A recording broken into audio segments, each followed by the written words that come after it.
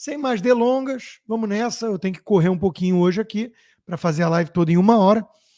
E no âmbito da guerra cultural, a questão do ambientalismo, que vocês já sabem que virou uma seita fanática e com objetivos um tanto obscuros, ideológicos, de poder. Veja, quando sai no Telegraph uma matéria boa, a gente elogia, né?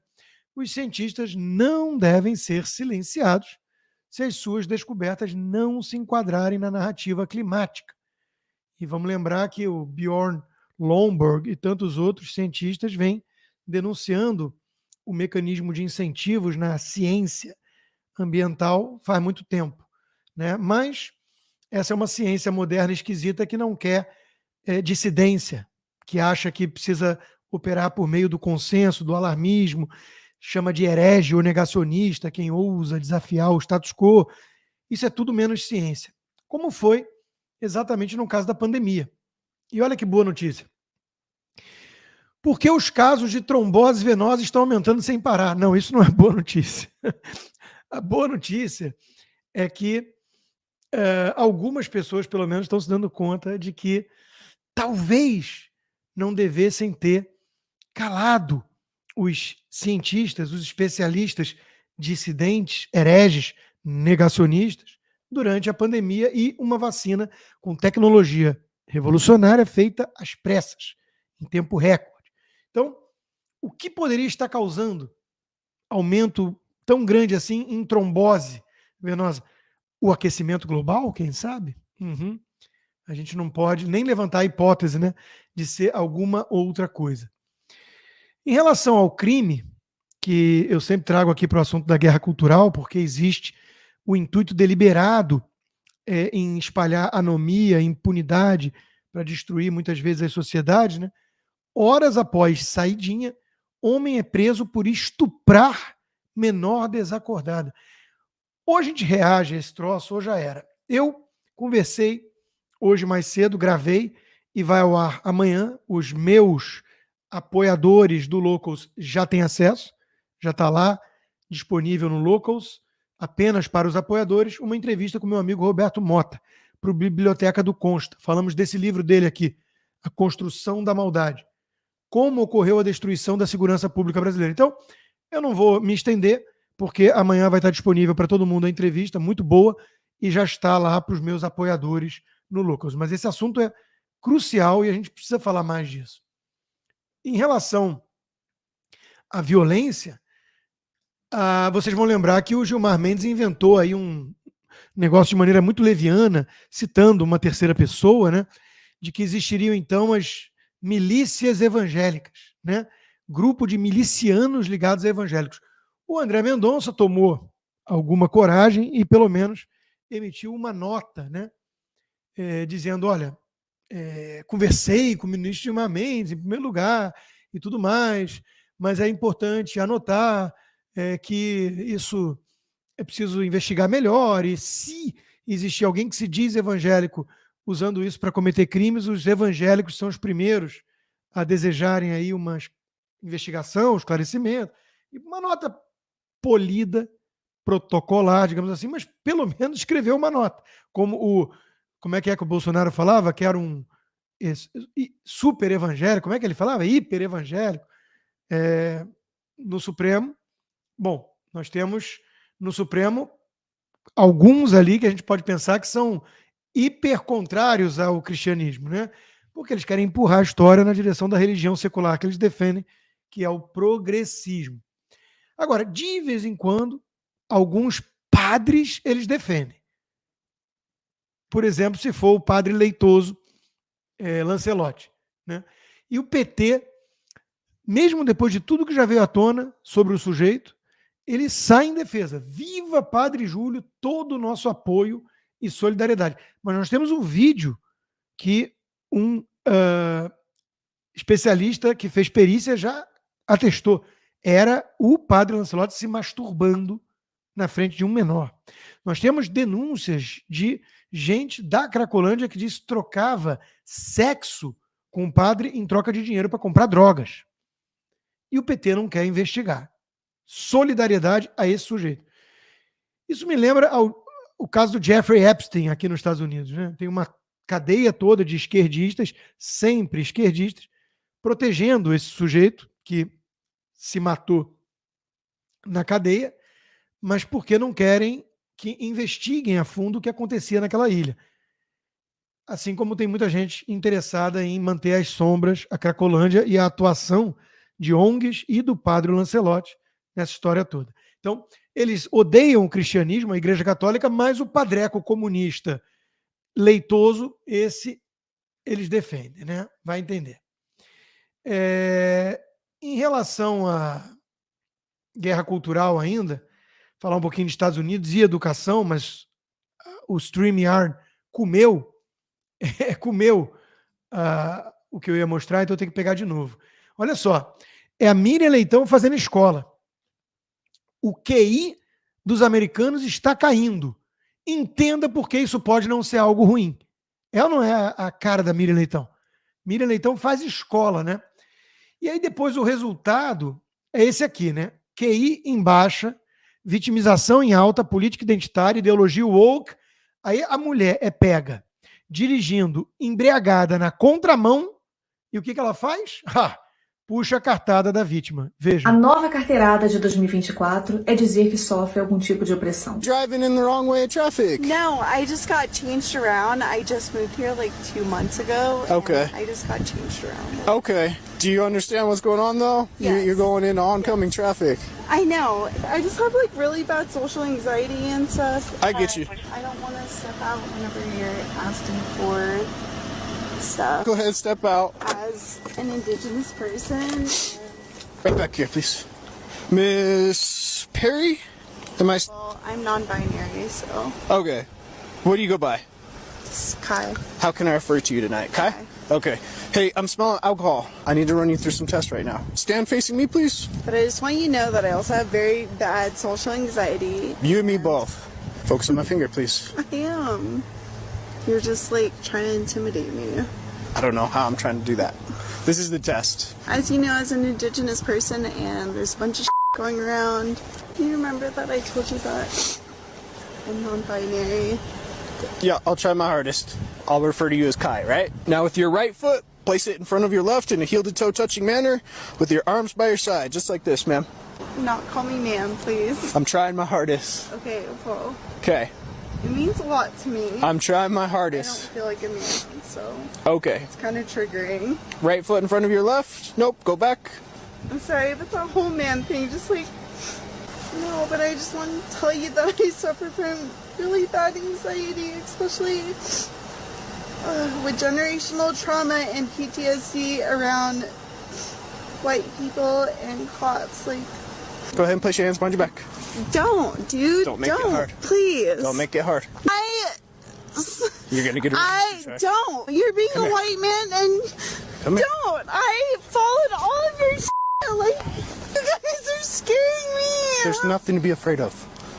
Yes, there is. It's called generational trauma. Okay. A mulher do clipe tentou emplacar o conceito de interseccionalidade, mostrando que ela acumulava diferentes opressões, portanto tinha uma alta pontuação na escala social da opressão. Logo, que ela não deveria, por causa disso, então, ser abordada por policiais. A gente precisa entender a opressão como uma moeda política, porque quanto mais oprimido, quanto mais pontos de opressão você acumula dentro dessa pirâmide social, mais direitos especiais perante a lei você é capaz de alcançar. Homens que estupram, escolhendo para que prisão ir. Homens brutamontes com a massa muscular de um hipopótamo, competindo com meninas. Cota trans, sem a necessidade de apresentar uma única estatística. Isso é direito especial perante a lei, bem antidemocrático por sinal. Percebam que ela tentou dar todas as carteiradas possíveis. Sou não binário, sou descendente de indígena, alegou que os policiais brancos a estavam oprimindo, tentou dar a cartada com problema mental, ansiedade social e concluiu com a frase bonita trauma geracional. Tudo isso para esconder o fato de que ela estava alcoolizada e dirigindo na mão contrária. Nada a ver com o hálito de cachaça que ela estava.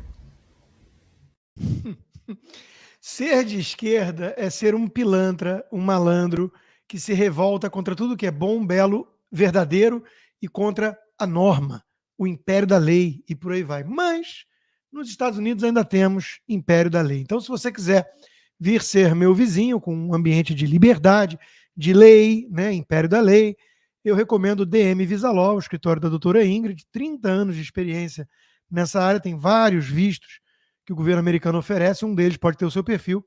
Fala com a equipe da doutora Ingrid pelo link aqui do Instagram deles, e não esqueça de dizer que chegou por meio da live, tudo consta. Olha só, por falar em malandros, né? O Felipe Neto, imitador de focas, cresceu para cima da Antônia Fantonelli e mereceu essa resposta. Canalha, disse ela. Cosplay de foca. A corajosa está aqui doida para subir no ringue contigo. Fujão, covarde e mentiroso. Já passei teu endereço para o deputado Paulo Bilinski. Me respeita, sorriso amarelo, cara de peido. Só é valente atrás da tela do teu celular. Bostinha, isso que tu é. Ouch! Acho que o imitador de focas vai ter que pedir ajuda para o Lula nessa aí, né? Ainda finalizando Guerra Cultural, gente, olha só. Sexta-feira, sextou, eu tô tolerante hoje. Cada um dá um jeito aí de sobreviver como pode. Mas a gente está dizendo aqui, defende, né, questões éticas, a gente não é relativista. Então, tinha um sujeito meio tucano que tentou a vida política com os tucanos. Aí não deu muito certo, não sei o quê. Aí ele foi ser apresentador de programa de debate. Foi meu âncora. Poxa, era meio isentão, né? E depois dizia que não era isentão. Isentão era quem não criticava o Bolsonaro, mas eu criticava, enfim. O problema é que eu não fazia falsa equivalência moral entre um bandido corrupto de uma quadrilha totalitária comunista e o Paulo Guedes, o Bolsonaro e a equipe técnica deles. Como é que é o destino hoje em dia desse sujeito? De novo, eu não preciso falar mais nada, né? O tempo se encarrega das coisas. Eu debater com esse sujeito,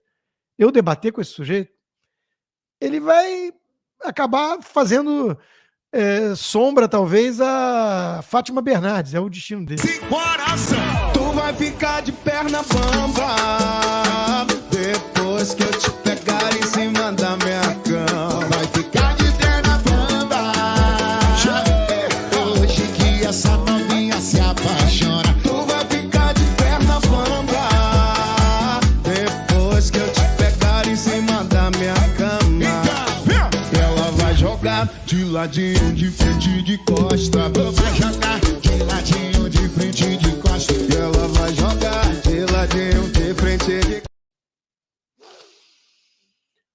Bom, cada um faz o que quiser da sua carreira, né? Para mim, isso é fim de carreira, é um apelo. Mas por que isso está aqui na Guerra Cultural?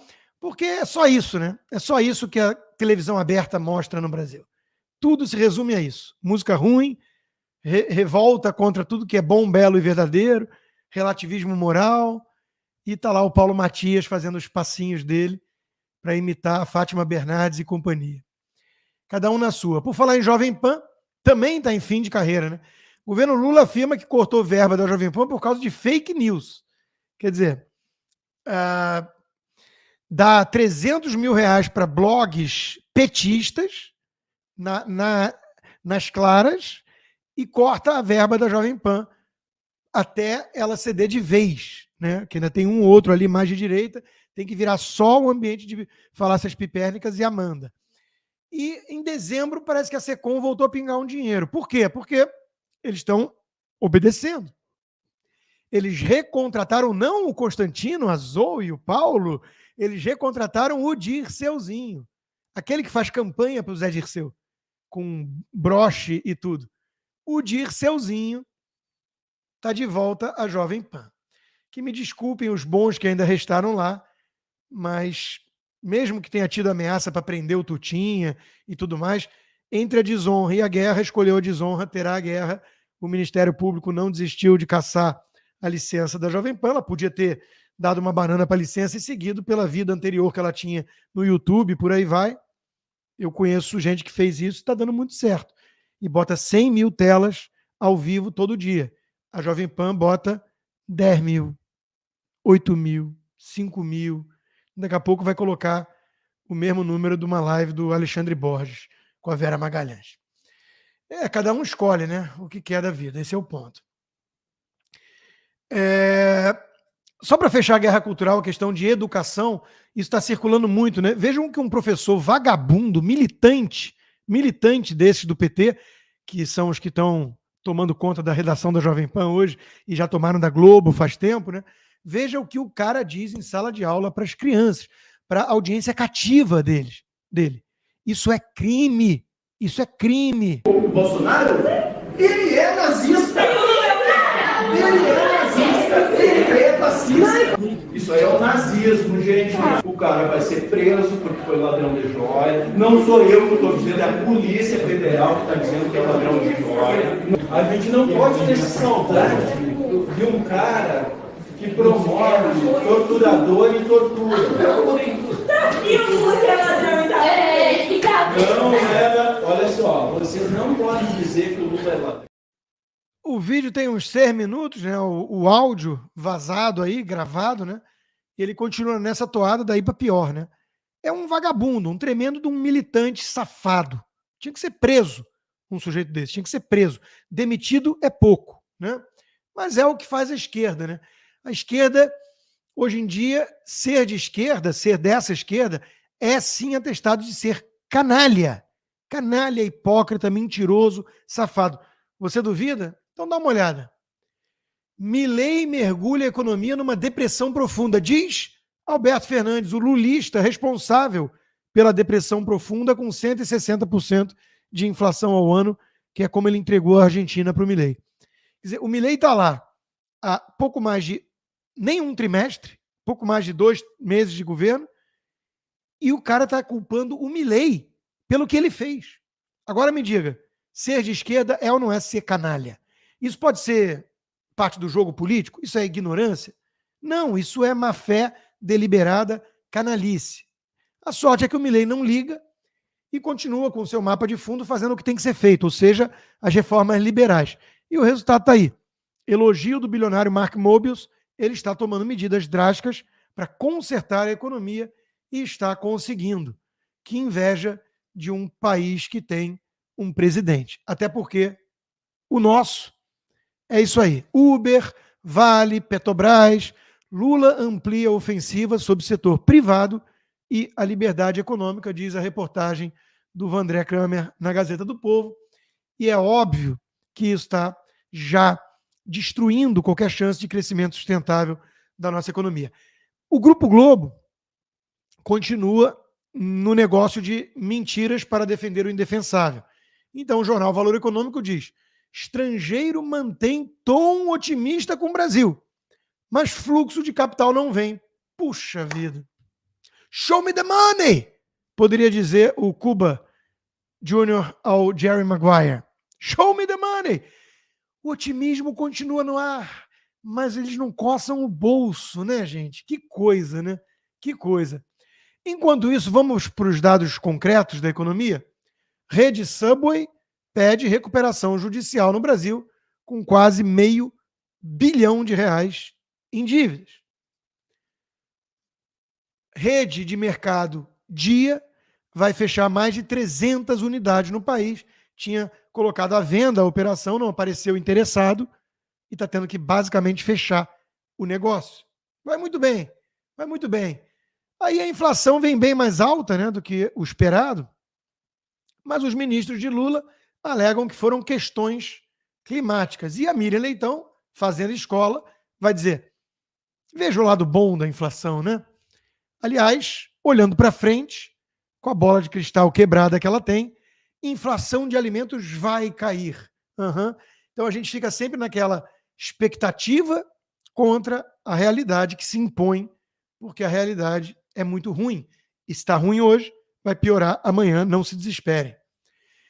Lula não desistiu de emplacar Guido Mantega, agora na Braskem, já que não deu na Vale. O mais curioso disso é você pensar o seguinte: o sujeito foi o ministro da economia mais longevo da economia brasileira. Você acha que o Paulo Guedes precisa de um carguinho sob pressão do Bolsonaro para se dar bem na vida? Ele, que era um cara rico, empreendedor de sucesso, sócio fundador do Banco Pactual, sócio da JGP, onde eu trabalhei por 6 anos, sócio do IBMEC, que ele vendeu depois. O Paulo Guedes precisa de uma mãozinha do Bolsonaro para conseguir um carguinho? O Guido Mantega, ministro da Economia, qualquer um pensaria, pô, consegue o emprego que quiser. Mas ninguém quer empregar o cara. Por quê? Pois é. Enquanto isso, eu acho, aliás, que esse é um emprego bom para o Mantega, colunista da Folha.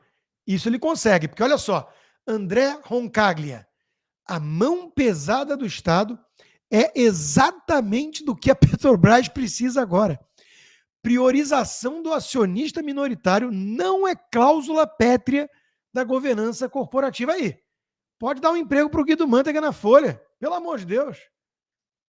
Se qualquer idiota pode escrever lá, né? Por que não o Mantega?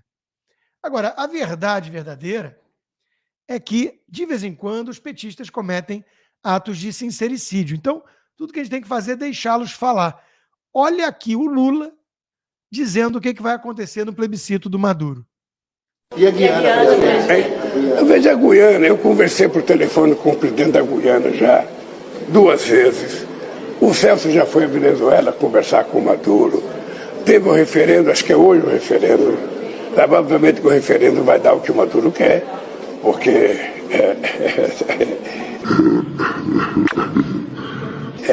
um chamamento ao povo para aumentar aquilo que ele entende que seja o território dele. Ele não acata um acordo que o Brasil já acatou. Porque não só... Ato falho? Lula confessa que o referendo na Venezuela dá aquilo que o Maduro quer, né? Acho que as nossas eleições caminham para essa direção, né? Em breve teremos também referendos no Brasil que vão dar o resultado que o Lula deseja. É o sonho de todo tirano, filho da mãe. Enquanto isso, a economia ruim, a inflação subindo, a ditadura avançando, mas a Janja ostentando na sua eterna lua de mel, que não acaba, viajando pelo mundo todo com o nosso dinheiro, ostenta um sapato luxuoso de mais de R$8 mil num evento que discute pobreza. O Dirceu dando festa de arromba com banda ao vivo para Lira, Alckmin, Fernando Henrique Cardoso mandando videozinho. A festa continua. A bandidagem toda, os corruptos todos estão em festa no Brasil. Enquanto isso, Bolsonaro, que não roubou, precisa ganhar dinheiro. Aí lança, pela empresa lá que a Michelle é sócia, o perfume do tiozão do churrasco. E o que acontece? O Reinaldo Azevedo fica histérico, provavelmente projetando suas taras, que ele deveria tratar num divã, aos outros, né? Foto de lançamento do perfume do Bolsonaro, fragrância papuda. Parênteses, o eunuco invertebrado é tão sem criatividade, apesar de ser publicitário, marqueteiro, que copiou o Reinaldo Azevedo, falando do perfume do Bolsonaro. Abaixo a sugestão de um trisal foi sem querer, o outro gajo faz o que ali? Tradicional, família brasileira fica como? Vejam o que faz o comunismo com a família convencional. O Bolsonaro está com a Michelle e o sócio dela, o famoso cabeleireiro, ao lado dela. E ele enxerga nisso um trisal, uma sugestão de homenagem ao Truá. Reinaldo, vai tratar da sua loucura num divã. Será que é isso que conseguiram contra você? Para você sair de autor do País dos Petralhas para o maior defensor dos Petralhas? Será que eles têm imagens chocantes do Reinaldo fazendo esse tipo de coisa? Ficou a dúvida, né? Mas a realidade é que essa turma morre de inveja, porque o empreendedorismo da família Bolsonaro vai muito bem, né? Vendido a quase R$200, perfume de Bolsonaro esgota em 6 horas na pré-venda. Lança aí o perfume Lula com cheiro de gambá fedido para a gente ver quanto é que vai vender, né? Reinaldo, pega logo um cara desses aí num churrasco, com cheiro de tiozão do churrasco, com perfume do Bolsonaro, e leva para casa e vai ser feliz, cara. E aí volta a falar do País dos Petralhas, né? Bom, falamos de Bolsonaro, a gente pensa no Tarcísio, pensa em São Paulo, e se dá conta de que a estratégia bolsonarista em São Paulo, para a capital, não vai muito bem, não. Aldo Rebelo ganha força como opção para vice de Ricardo Nunes. Jair Bolsonaro continua tentando emplacar lá o linha dura para poder ter uma chapa um pouquinho mais para cá e não tanto para a esquerda. Mas a verdade é que o Ricardo Nunes, como todo tucano, quer o voto dos bolsonaristas, mas não quer nenhuma concessão ao bolsonarismo, à direita, né? Vamos lembrar quem é o Aldo Rebelo, porque tem umas pessoas aí encantadas. Não, ele mudou, ele está nacionalista, ele fala umas coisas. Aldo Rebelo é aquele que ficou a vida inteira no Partido Comunista do Brasil e foi ministro de Lula. Não, gente. Aldo Rebelo e Ricardo Nunes jamais vão compor uma chapa que a direita possa votar com tranquilidade. Ah, mas o Boulos é ainda pior. Tudo bem. Você vira e fala assim, entre um tiro na nuca e um tiro na perna, dá aqui um tiro na perna. Mas no primeiro turno não vamos nem tentar? Então essa estratégia está estranha. O Salles tinha que ser candidato, o PL está tendo esse problema em vários lugares. Meu amigo Ricardo Santos Gomes, vice-prefeito de Porto Alegre, de quem a gente vai falar já, acabou de divulgar uma nota dizendo que está saindo do PL, pedindo para se desfiliar por conta de não apoiarem a chapa para reeleição. Ele não quer disputar cargo nenhum, ele só quer aquilo que é bom para Porto Alegre e envolve não permitir a volta dos petistas. Então, de novo, a direita, às vezes, joga xadrez 4D com o Valdemar Costa Neto. Isso não é xadrez 4D coisa alguma. Isso é concessões demasiadas e indevidas ao centrão fisiológico, na minha opinião. Agora, Tarcísio continua fazendo a boa gestão dele. Transferência de veículos passa a ser automática e por aplicativo em São Paulo. São Paulo vai se aproximando um pouquinho dos países normais, né? O melhor resumo do petismo versus bolsonarismo foi esse aqui, ó, do Evandro Ratundi. Lula consegue mobilizar jornalistas, artistas, políticos, banqueiros, estava todo mundo lá na festa do Dirceu. Todo tipo de gente interessada no din-din público. Já Bolsonaro consegue mobilizar quem está cansado de pagar a conta. Parasitas e hospedeiros. Essa é a verdadeira luta de classes no Brasil hoje. Consumidores dos nossos impostos, pagadores dos impostos. Se você olha para esse quadro todo, inclusive São Paulo, a principal capital do país, sendo disputada por um comunista invasor de propriedade que joga coquetel Molotov na Fiesp, e uma chapa tucana com outro comunista, quer vazar? DM Visaló. Quer pelo menos mandar dinheiro para cá para se proteger? Fair USA, sua consultoria de câmbio.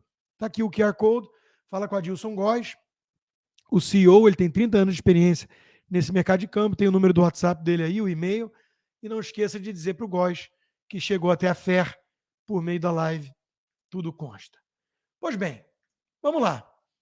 Ser de esquerda é defender a bandidagem e tudo aquilo que não presta e o fracasso.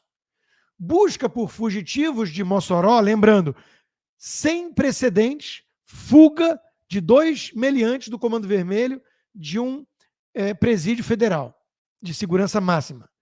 O Lewandowski vai lá e culpa o carnaval, que tem todo ano. Busca por fugitivos de Mossoró, trava e expõe o fracasso do governo. É como achar uma agulha no palheiro. Qualquer um entende que isso é um fracasso. E o Lewandowski? Não, ele é petista. Aliás, desde o Supremo. Ele sempre foi petista. Lewandowski vê êxito no fiasco da recaptura que não aconteceu. Só um petista pode falar uma coisa dessas. É uma operação que está se desenvolvendo até o momento com êxito. Porra, o único êxito de uma operação de busca de fugitivos é pegá-los. Como é que pode estar tendo êxito se os caras estão sumidos? Mas é a cabeça, óbvio, de todo petista, né? E, por falar nisso, há diálogos cabulosos com o próprio Comando Vermelho? É o que dá a entender aqui nessa reportagem. Os dois. Ele deu diversas informações.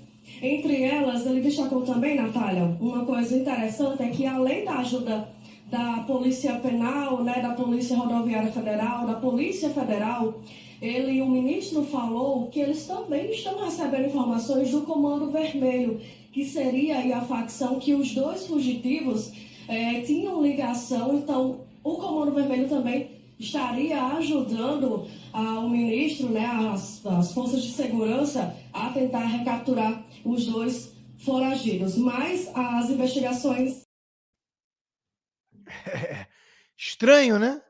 Estranho, né? Essa história de diálogos cabulosos aí com bandidos. Bom, eu falei do caso do Ricardo Gomes, vamos lá, a nota que ele emitiu. Não essa de desfiliar do PL, mas a anterior sobre a questão da Polícia Federal, que vira cada vez mais uma Gestapo. Informo que hoje compareci na Polícia Federal para prestar esclarecimentos em inquérito instaurado por representação do senhor presidente Lula contra mim. A representação decorre de um vídeo meu na sede da Assembleia Legislativa, no lançamento de uma frente parlamentar, em que exerço minha liberdade de opinião e de expressão para fazer uma crítica ao sistema político e jurídico brasileiro. Fiquemos atentos à questão da liberdade de expressão no país. Esse foi o tema da minha coluna na Gazeta do Povo hoje. Nós não podemos mais falar Lula ladrão, enquanto eles podem falar Bolsonaro genocida, sendo que Lula é ladrão, todo mundo sabe, e muita gente disse, inclusive gente graúda que quer esquecer isso, enquanto que Bolsonaro não é genocida, porque o genocídio é você deliberadamente tentar extirpar da face da terra um povo, uma etnia.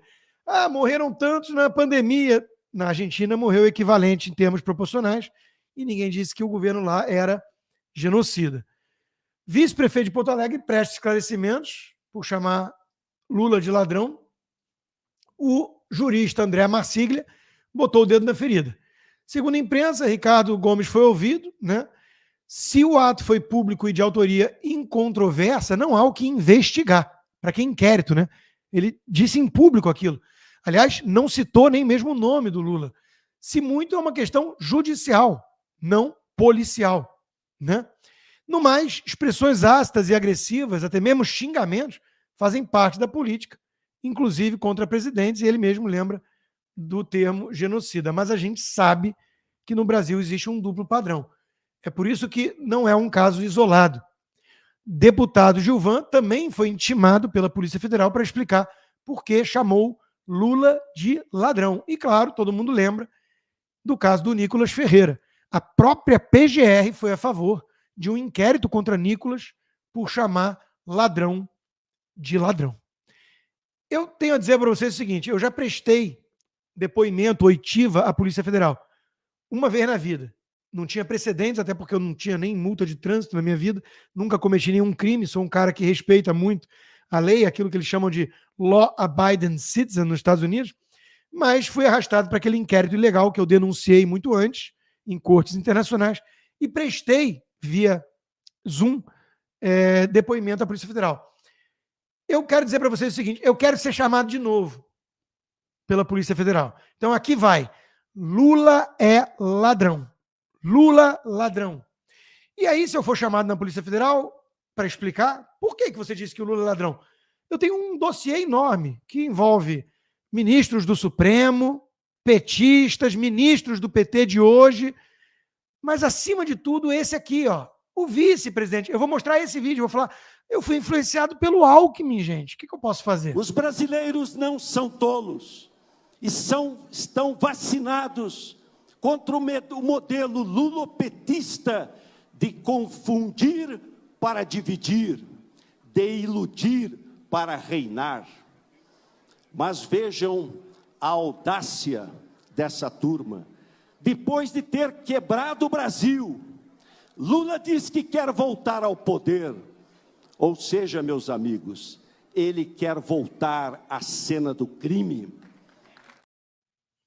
Pronto. Foi daí que eu tirei. Que Lula é ladrão, além de, claro, condenação em 3 instâncias, 9 juízes e desembargadores com provas sobradas. Foi daí. Depois houve um malabarismo supremo que o soltou e voltou a estaca zero. Todo o processo contra ele. Mas o sítio, o triplex, tudo continua lá. Então, não ferra, Gestapo. Bom, meus amigos, daqui a pouquinho nós nos vemos no Braddock Show, agora com o Lacombe, meu amigo, como âncora. Hoje teremos o Príncipe, Dom Luiz Felipe de Orleans e Bragança, e a Fabi, além de mim. Então não percam, 8 horas, Braddock Show. E quero avisar vocês que meu projeto está bombando, começou já quente, um monte de gente, empresários aí estão procurando eu e meu sócio para falar da Boss Brasil One Stop Shop, Se você tem dúvidas do que é o projeto e quer participar também, ser sponsor dessa live, do próprio projeto, participar de eventos fechados comigo e tudo, com clientes, info@bossconsta.com, info@bossconsta.com. Manda lá suas dúvidas, conversa com a nossa equipe para eventualmente fecharmos uma parceria. Pois bem, Alexandre de Moraes tirou o sigilo, não do meu caso, eu adoraria que ele levasse a público o meu inquérito, mas da questão envolvendo lá os golpistas, entre aspas. Prisão de Moraes seria necessária para normalidade, disse o general em depoimento. Laércio Virgílio negou tentativa de golpe e afirmou que a operação especial seria embasada juridicamente na Constituição. E esse é o ponto aqui, que o João Moedo, o Borges e todos os demais isentões fingem não perceber.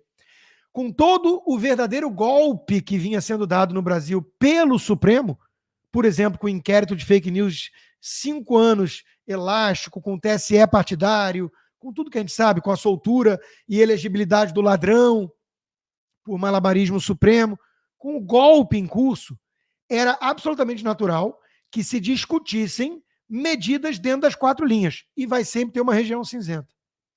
Artigo 142, até onde pode ir? GLO, se aplica ou não? A discussão é óbvio que é um tema dentro das 4 linhas. Partir para algo ilegal, afrontar as leis, aí seria um golpe. Ninguém deu golpe, não teve golpe nenhum. Aquilo que a gente viu no 8 de janeiro era arruaça na pior das hipóteses. E a gente está vendo o que está acontecendo porque eles não ligam. O que está acontecendo é que eles estão fazendo pesca probatória, intimidação, prisão arbitrária, coisa de ditadura. O Felipe Martins talvez seja um dos casos mais escandalosos. A Polícia Federal extraiu a informação de que Felipe Martins tinha saído do Brasil. De onde? De uma nota publicada pelo Amado, que é justamente o sujeito que planta as notas do STF lá no Metrópolis. Ou seja, a imprensa divulga uma informação, o Supremo manda prender com base nisso, aí agora, depois de meses preso já, é que o Supremo, o Moraes, está querendo as imagens do aeroporto para decidir se solta ou não o Felipe Martins. Quer dizer, a quem cabe o ônus da prova? Não foi essa a causa da prisão? Como é que agora ele está pedindo imagens? Aliás, se o aeroporto tiver as imagens, é muito mais cuidadoso do que o Flávio Dino como ministro de Segurança e Justiça. Cá entre nós. O Eduardo Bolsonaro está certo aqui. Primeiro se prende um inocente sob a alegação de que ele fugiu do Brasil. Depois, e preso no Brasil, né? Depois, vai lá e agora pede as imagens. É tão absurdo o que está acontecendo. É tão absurdo. A gente sabe por que o Felipe Martins foi preso. Mais um que querem torturar para ver se faz uma delação, inventa alguma coisa. E por falar em delação, né, eles vão com as narrativas, mas não cola. O próprio Cid vai lá e diz, né, olha, estão criando narrativas, porque eu não falei nada de golpe. Estão colocando palavras na minha boca. São narrativas, né? Então, de novo, a gente sabe o que está acontecendo com o Brasil. Todo mundo sabe. O Fernando Schiller, um liberal acadêmico, não tem nada de bolsonarista, zero, né? Escreveu uma bela coluna, A Exceção como Regra. Citando o caso lá do morador de rua, por exemplo, que foi preso, e vários outros exemplos, o Clesão que morreu, né, para dizer o seguinte, né, o conceito de democracia militante. E veja, eu não tiro o benefício da dúvida, a hipótese, de que o Alexandre de Moraes acredite que está salvando a democracia. Eu acho que a gente precisa trabalhar com essa premissa como possibilidade. Ele é um psicopata. Tudo bem, às vezes pode ser mais de uma coisa, mas me parece que por conta da imprensa cordata, cúmplice, tudo que aconteceu, ele ser um tucano, historicamente, que acha que direita é fascista, porque ele acha que eles são de direita, que comunismo não existe. Eu não duvido que o Alexandre de Moraes acredite que está protegendo a democracia. Agora, o inferno está cheio de boas intenções. E o problema é que ele precisa dobrar a aposta o tempo todo, porque ele já cometeu muitos atos ao arrepio da lei, digamos assim. Né? Então, isso ele sabe que existe uma interpretação elástica para o que eles estão fazendo, tipo a Carmen Lúcia dizendo, é censura, mas até o dia 30 pode, é temporário. Eles estão avançando, tudo em nome da democracia que vai ser salva, mas a realidade é essa. Inquérito de fake news, com 5 anos de polêmica, diz o jornal. Não são polêmicas.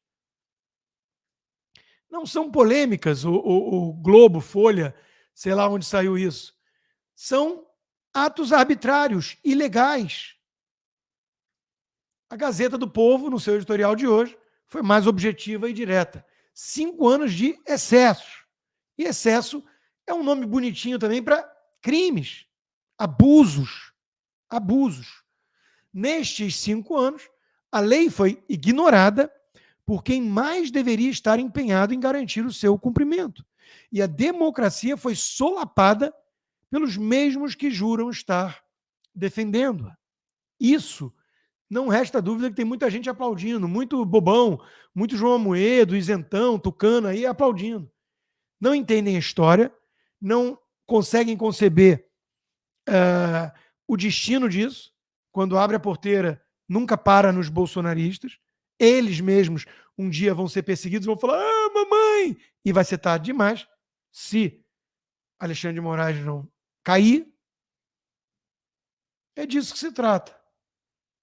Enquanto isso, caso Marielle vai parar no STF, porque tem gente com foro privilegiado, e Alexandre de Moraes vai ser o relator. Já podemos imaginar que linha a investigação, o inquérito vai tomar no Supremo, anti-bolsonarista.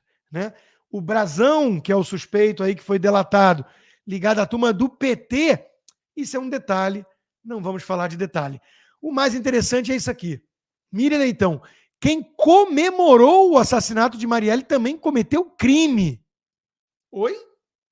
E eu pensando, aliás, eu estou com a camisa da empresa aqui, que eu sou um bom funcionário. Né? E eu estou aqui pensando, comemorar a morte de alguém é crime? Aonde? Aonde que está isso? Eu acho que não deveria ser. Eu acho que ficar comemorando a morte de alguém por desavenças políticas ou ideológicas é algo muito podre. Que, aliás, a esquerda faz o tempo inteiro. O tempo inteiro. Morreu, era negacionista, não tomou vacina, chupa. Né? Agora, cabe a pergunta para Miriam. Miriam, e desejar abertamente a morte de Bolsonaro é um crime? Ou não? Ou tem mortes e mortes que a gente pode festejar ou desejar? Pergunta retórica, né? A gente sabe a resposta. Por falar nisso, o que essa turma toda quer é censura. A Carminha, do censura temporária, voltou à tona falando que as Big Techs são, sim, responsáveis por tudo que se escreve nelas. Então não são plataformas mais, são empresas de mídia. Aí é bem diferente. É possível fazer e não foi nada colocado que não tenha sido devidamente amadurecido no sentido da possibilidade técnica. Tá. E eles só responder só numa palavra só antes de passar para a Camila. Se então uma empresa como dessas plataformas se recusarem, vão ser punidas.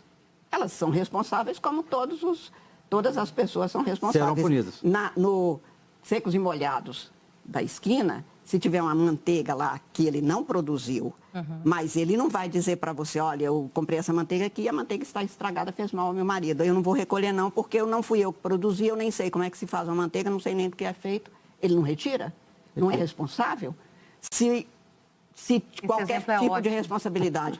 Por que eu não posso retirar algo? Ao dizer que eu não sou, primeiro, o Supremo já disse que elas fazem comunicação social. Isso. Se vocês, jornalistas, que tiveram que estudar, aprender, entrar numa organização, são responsáveis, quer dizer que nós construímos no Estado Democrático de Direito no Brasil, e só no Brasil, uma fortaleza que é o direito, com paredes dizendo aqui dentro todo mundo pode ficar seguro, as regras são essas, os cômodos são esses.